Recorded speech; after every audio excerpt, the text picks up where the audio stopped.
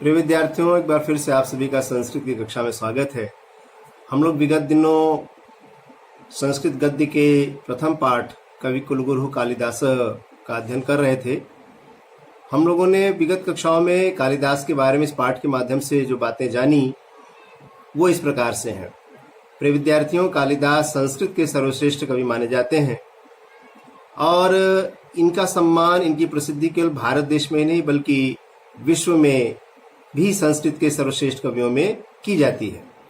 किंतु दुख का विषय है कि इतने महान कवि की हमारे पास बहुत स्पष्ट जानकारी नहीं है कि इनका जन्म कब हुआ, किस वंश में हुआ, कहाँ हुआ।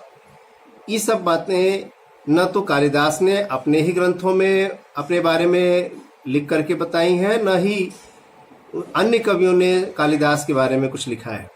अन्य कवियों ने भी कालिदास का अपने ग्रंथों में केवल नामोल्लेख कर दिया है, जिससे स्पष्ट होता है कालिदास नाम के कवि थे, किंतु उनके बारे में, उनके जन्म के वृत्तांत के बारे में स्वयं कालिदास भी मौन है और दूसरे कवियों ने भी मौन धारण कर रखा है। एक जनश्रुति है, जनश्रुति के अनुसार ये बात प्रसिद्ध है कि कालिदास जी चंद्रगुप्त की सभारत्नों में से एक थे। किंतु चंद्रगुप्त भी कौन से चंद्रगुप्त हैं, क्योंकि इतिहास में कई चंद्रगुप्त हुए हैं। किंतु कालिदास की पुस्तकों के अध्ययन से और बाहर के कुछ साक्ष्यों के आधार पर समीक्षकों ने ये बात तय की है, ये बात बताने का प्रयास किया है कि कालिदास ईसा पूर्व प्रथम शताब्दी में जो चंद्रगुप्त विक्रमादित्य हुए थे, चंद्रगुप्त द्वितीय हुए थे, विक्रमादित्य उनकी उपाधि थी, उन्हीं की सभारत्नों में से एक कवि थे। तो इस प्रकार से हम लोग भी कालिदास को ईसा पूर्व प्रथम शताब्दी का मानते हैं और ऐसा मानते हैं कि वो चंद्रगुप्त द्वितीय विक्रमादित्य की सभारत्नों में से एक थे। उनके जन्म स्थान को लेकर के भी बड़ा विवाद है और कश्मीर देश के रहने वाले विद्वान उन्हें कश्मीर का निवासी मानते हैं, बंगदेशी विद्वान उन्हें बंगदेश का मानते हैं। किंतु अधिकांश विद्वान संस्कृत जगत के कालिदास को उज्जैनी का मानते हैं, क्योंकि उज्जैनी के प्रति कालिदास ने अपनी रचनाओं में बहुत खास वर्णन उज्जैनी का किया है, उसको खास महत्व दिया है, जिससे पता चलता है कि वो उज्जैनी के रहने वाले थे, जो कि मध्य प्रदेश में पड़ता है आज के।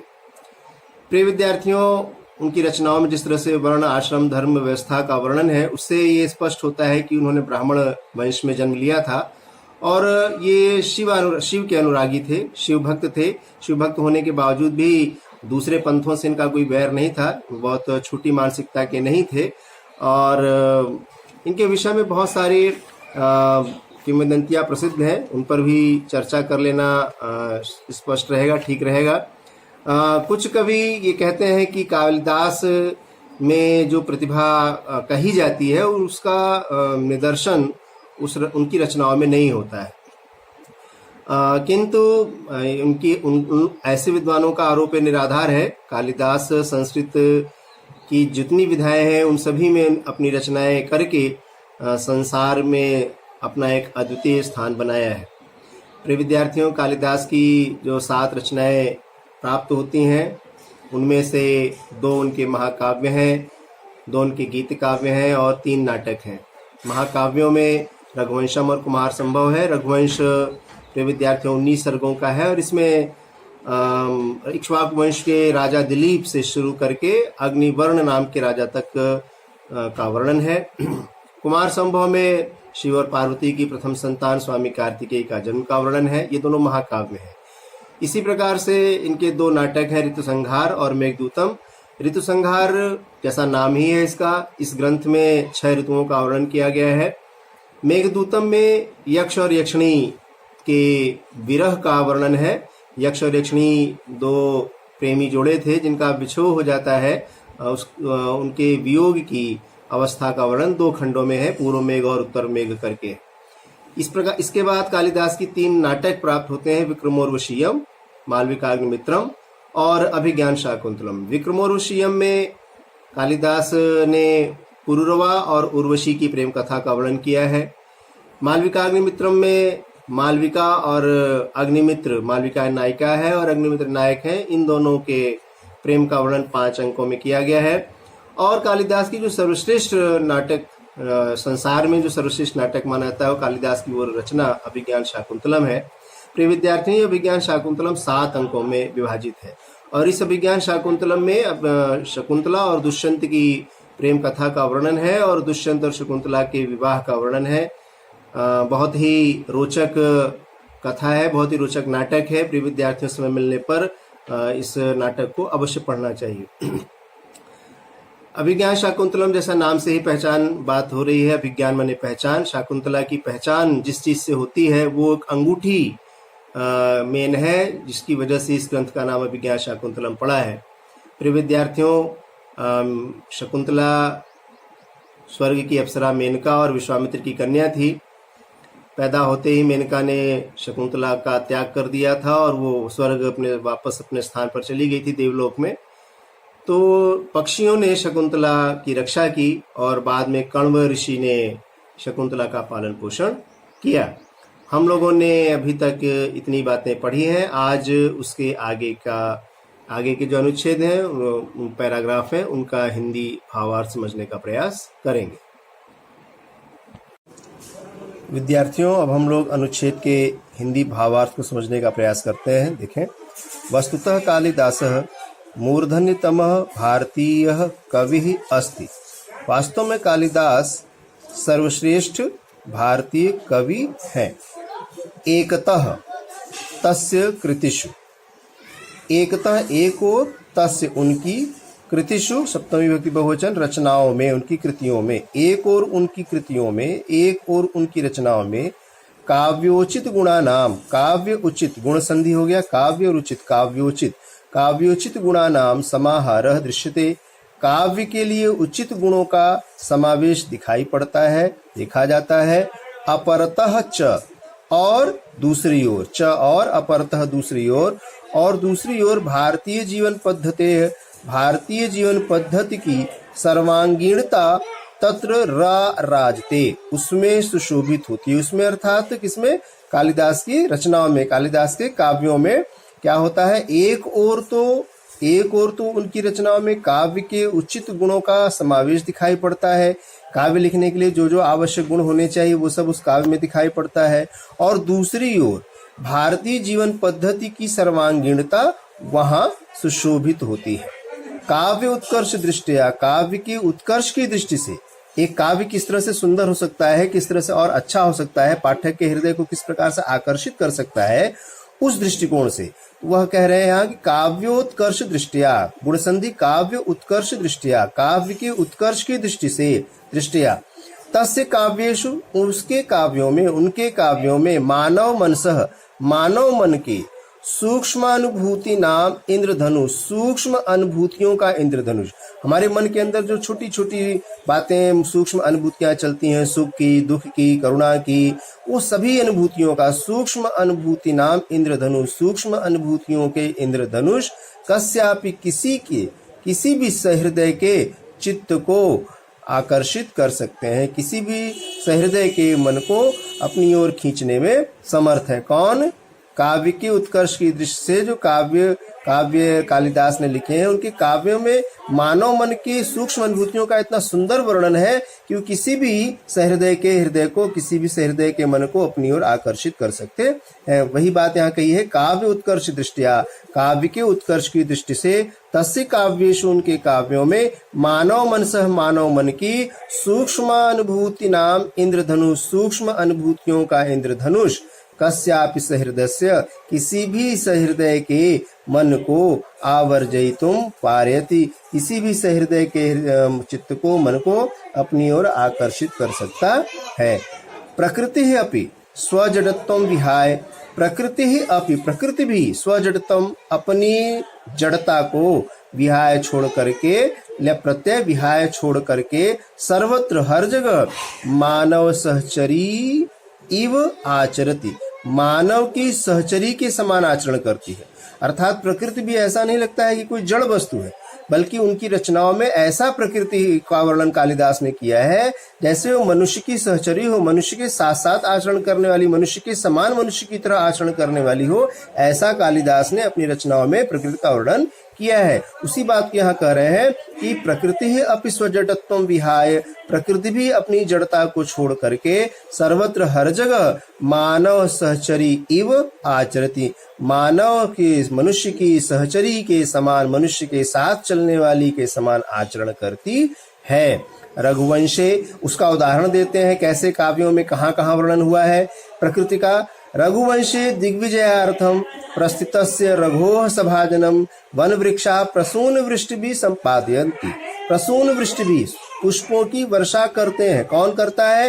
कहते हैं रघुवंश में, रघुवंश महाकाव्य में दिग्विजयार्थम प्रस्थितस्य, दिग्विजय के लिए प्रस्थान किए हुए रघु का वन के वृक्ष, जंगल के वृक्ष प्रसून वृष्टि पुष्पों की वर्षा से सभाजनम अर्थात स्वागत संपादयन्ति करते हैं। किसका स्वागत करते हैं? रघु का। रघु का स्वागत कब करते हैं? जब वो दिग्विजय के लिए निकलते हैं। तो ऐसा वर्णन कर रखा है कालिदास ने कि पुष्पों से, वन के वृक्षों से उसमें पुष्प की वर्षा होती है, तो ऐसा लगता है कि वो पुष्प रघु का स्वागत कर रहे हो। वही उसी बात को यहाँ स्पष्ट करते हुए कह रहे हैं कि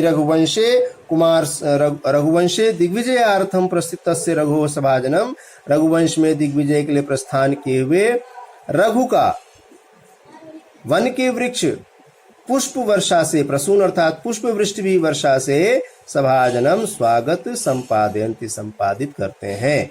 मेघे, मेघ में अर्थात मेघदूत नामक खंड काव्य में, मेघे मेघदूत में विरह उत्कंठितस्य, गुण संधि फिर है, विरह उत्कंठितस्य, विरोहत कंठितस्य, विरह से उत्कंठित, विरह से व्याकुल, वियोग से व्याकुल यक्ष की प्रेम विह्वलता का अद्वितीय संसार दिखाई पड़ता है। जैसा कि प्रिय विद्यार्थियों मैंने बताया था कि मेघदूत में यक्ष और यक्षिणी का एक मुनि के श्राप की वजह से वियोग हो जाता है, और उस वियोग में यक्षिणी कहीं और हो जाती है और यक्ष कहीं और हो जाता है, तो दोनों अलग अलग स्थान पर है। तो ऐसे में जो उनकी वियोग की अवस्था है उसका बड़ा ही शानदार वर्णन, बड़ा ही मार्मिक वर्णन कालिदास ने मेघदूत में किया है। उसी को यहाँ कह रहे हैं, मेघे मेघदूत में विरह उत्कंठितस्य, विरह से व्याकुल यक्ष की प्रेम विह्वलता का अद्वितीय संसार, अद्वितीय सृष्टि दिखाई पड़ती है। तत्र वहां अर्थात मेघदूत में बाह्य अंतः प्रकृत्योः, बाह्य और अंतः, बाहरी और आंतरिक प्रकृति का मर्म स्पृग वर्णनम अस्ति, मर्म स्पर्शी वर्णन है।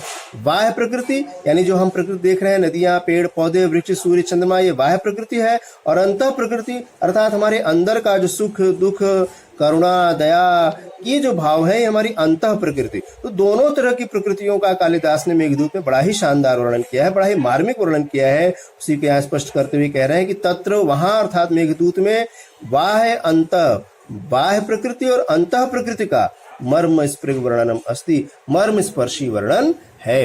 कवि दृष्टया, कवि की दृष्टि में मेघ धूम ज्योतिष सलिल मरुताम सन्निपातो न भूत्वा, कवि की दृष्टि में मेघ जो बादल है वो धुआं, प्रकाश, ज्योति माने प्रकाश, सलिल अर्थात जल, और मरुत अर्थात पानी का सन्निपात अर्थित समूह न भूत्वा न होकर एक संवेदनशील मानवोपमः मनुष्य के समान प्राणी है। प्यारे बच्चों, मेघदूत में जब यक्ष और यक्षिणी का वियोग हो जाता है तो यक्ष एक बादल को अपना दूत, एक मेघ को अपना दूत बना करके रामगिरी के आश्रम में अपनी प्रेयसी यक्षिणी के पास भेजता है। तो उस बादल का कालिदास ने ऐसा वर्णन किया है जैसे वो एक धुएं, प्रकाश, जल और वायु का समूह न होकर के एक मनुष्य हो, एक मनुष्य के समान उसने आचरण किया है। उसी बात को यहाँ स्पष्ट करते हुए कह रहे हैं, उसी बादल के माध्यम से यक्ष ने संदेश भिजवाया है अपनी प्रेयसी यक्षिणी तक। तो क्या कहते हैं देखें, कवि दृष्टिया, कवि की दृष्टि से मेघ बादल, धूम ज्योतिष सलिल मरुताम, धुएं, प्रकाश, जल और हवा का सन्निपात न होकर एक संवेदनशील मनुष्य, मानवोपम मनुष्य के समान प्राणी है। स रामगिरे, वह रामगिरी के आरभ्यालकाम यावत, वह स रामगिरे, वह रामगिरी से आरंभ करके अलकाम यावत, अलका तक। प्रिय विद्यार्थियों, यक्षिणी जो है वो अलका में थी और यक्ष रामगिरी के आश्रम में था। तो मेघ कहाँ से चलता है? रामगिरी से लेकर के अलका नगरी तक जाता है।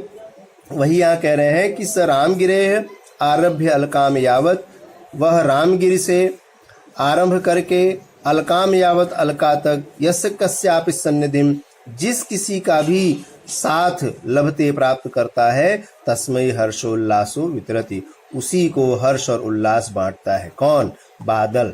बात बादल की हो रही है। जब बादल जो है एक दूत के रूप में यक्ष बादल को यक्षिणी के पास भेजता है, तो जब मेघ जो है रामगिरी के आश्रम से यक्षिणी की यहाँ अलकापुरी तक जाता है, तो रास्ते में उस बादल को जो जो लोग भी मिलते हैं उन सभी को वो हर्ष और उल्लास वितरित करता है। उसी बात को यहाँ कर रहे हैं। फिर से देखते हैं। स रामगिरे, वह अर्थात मेघ बादल, वह रामगिरी के रामगिरे रामगिर से आरभ्य आरंभ करके अलकाम यावत अलका तक यस्य कस्यापि सन्निधिम जिस किसी का भी साथ लभते प्राप्त करता है तस्मै हर्षोल्लासो वितरति, उसी को हर्ष और उल्लास वितरित करता है। शाकुंतल नाटके, अब अभिज्ञा शाकुंतलम की चर्चा करते हैं। कहते हैं शाकुंतल नाटके, शाकुंतलम नाटक में पतिगृह गमन काले, पति के घर जाते समय, जब शकुंतला अपने पति दुष्यंत के घर जाती है कण्व ऋषि के आश्रम से, उस समय की बात यहाँ कर रहे हैं कि शाकुंतल नाटक में पति गृह गमन काले, पति के घर जाने के समय आश्रम के पौधे, आश्रम पादप अर्थात आश्रम के वृक्ष स्वभगिन्यै शकुंतलाए, अपनी बहन शकुंतला के लिए आभरणानि समर्पयन्ति, आभूषण देते हैं। कौन देता है आभूषण?